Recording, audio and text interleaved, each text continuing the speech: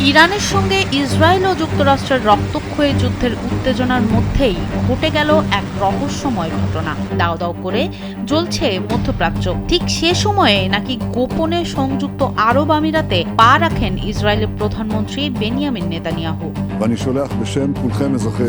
বুধবার তার দপ্তর থেকে এই ঝটিকা সফরের দাবি জানানো হলে বিশ্বজুড়ে তোলপাড় শুরু হয়। নেতানিয়াহুর দাবি, আমিরাত প্রেসিডেন্ট শেখ মোহাম্মদ বিন জায়েদের সঙ্গে তার এক ঐতিহাসিক ব্রেক থ্রু বৈঠক হয়েছে।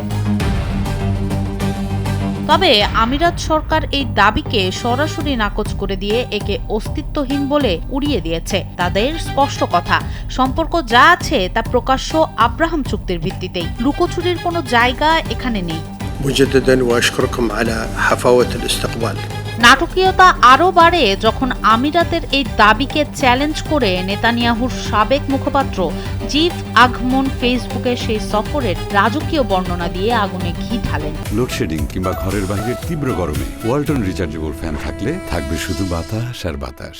তিনি জানান, প্রেসিডেন্ট নিজে গাড়ি চালিয়ে নেতানিয়াহুকে প্রাসাদে নিয়ে যান।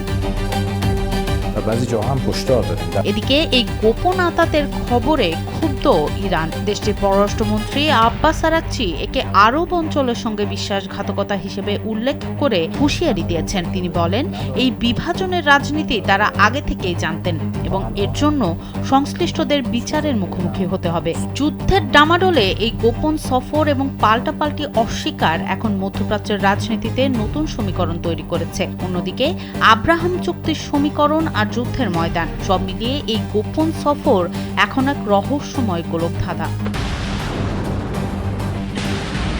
সিদ্দিকী, কালবেলা।